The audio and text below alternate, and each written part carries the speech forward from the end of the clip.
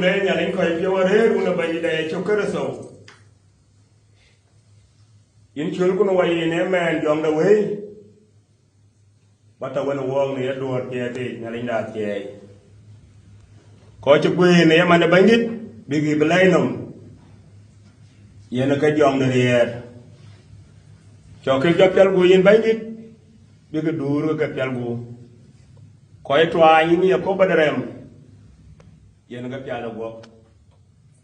gol kun yemen bangit man ci wa dor joke abu de to da yimta wona wo ade bu ne ci ko so bandi da yen kloy du pio ko Western Australia ne ko le ko jola ko ga youth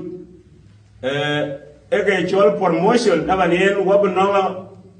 amar da jawali bro lo e pe nim tier ku bet pinde Canberra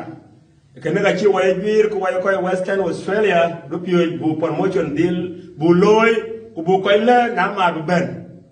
bu le ko da yen ber ko way ko to nan me ke ne ke ko loy walk long ne ya ko le ku ya kaman e chulo ne riada wa pa ya ko Western Australia ato ne riada du pio pinda Australia ben anyi lon loy ku ne ya ko le so we ko je ben ga la ka go we du le